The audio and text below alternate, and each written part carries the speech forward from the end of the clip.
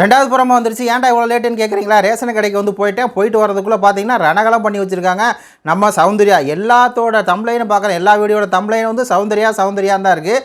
ஒரே ஒரு விஷயம் தான் சொன்னாங்க, செட்டப் அப்படின்னு சொல்லி ஒரு கற்றுனாங்கல்ல. உடனே வந்து பார்த்தீங்கன்னா எல்லா யூடியூப்பரும் வந்து சௌந்தர்யா படத்தை வச்சு தான் வந்து எல்லா சேனலையும் வீடியோ வந்து போட்டாங்க. அதுலேயும் முத்துக்குமரன் செம்பு சேனல்லாம் இருக்குல்ல, எல்லா சேனலையும் பார்த்தீங்கன்னா சௌந்தர்யா போட்டால் தான் வச்சு போட்டிருக்காங்க.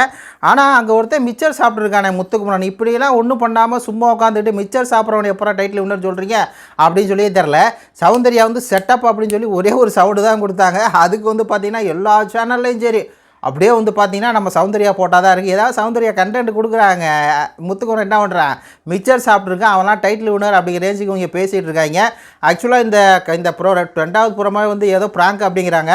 அதை பற்றி நம்ம பார்த்தா சொல்ல முடியும்னு வைங்களேன். இதில் என்னென்னா அருண் வந்து எல்லாத்தையும் வந்து ஒரு மார்க்கிங் பண்ணிகிட்டே இருப்பான்ல, அதை வந்து மஞ்சரி கரெக்டாக கண்டுபிடிச்சிட்டாங்க. அருண் நீ வந்து சீரியஸான கான்வர்சேஷனில் எல்லாத்தையும் வந்து மார்க் பண்ணுற அப்படின்னு சொல்லி சொல்கிறாங்க. உடனே என்னைய மார்க் பண்ணுறேன்னு சொல்லக்கூடாது அப்படின்னு சொல்லி பார்த்தீங்கன்னா இவன் வந்து கதறான். நேற்றுக்கே வந்து சௌந்தர்யா சொல்லியிருப்பாங்க, ஒரு விஷயத்தில் என்ன பண்ணுவோம் அப்படின்னா காமாக இருக்க மாதிரி இருந்து 2-3 வார்த்தையில் வந்து தெளிச்சு விட்ருவோம், அது எதுக்காப்பில் இருக்கவங்களுக்கு அது ப்ரோவோக்கிங் ஆகும் அப்படின்னு சொல்லி சௌந்தர்யா சொல்லியிருப்பாங்களா. அதே விஷயம் தான் இங்கேயும் நடக்குது. உட்காந்து அவர் 2-3 வார்த்தையை விட்டு ஏதோ ஒன்று பண்ணியிருப்பான் போல இருக்குது. அதனால தான் வந்து மஞ்சரி அவ்வளோ தூரம் கோவப்பட்டு சொல்கிறாங்க.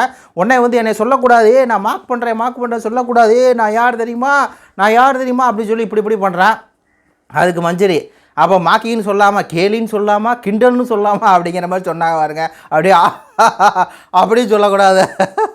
ஐயோ அருண் என்னங்க இந்த வெளுக்குது மஞ்சரி வேறு லெவல் அப்படிங்கிற மாதிரி தான் இருக்குது. அதுக்கு பவித்ரா நாயத்தை நீதியை நான் கேட்பேன்டா, ஏன் குரலும் கேட்கணுடா அப்படின்னு சொல்லி அவங்க பேசுகிறாங்க. கடைசியில் சௌந்தர்யா வந்து செட்டப் அப்படின்னு சொல்லி ஒரு கத்துறாங்க. அதோட அந்த புறமா முடியுது. இதில் அந்த செட்டப்பா அப்படின்னு கத்துனாங்கல்ல, அதான் வந்து பார்த்திங்கன்னா எல்லாம் அருணை வெளுத்த சௌந்தர்யா, அருணை விழுங்கிய சௌந்தர்யா அப்படின்னு சொல்லி போடுறாங்க. இது ஒருத்தருடைய கருத்துக்களை சொல்லுங்கள். நன்றி, வணக்கம்.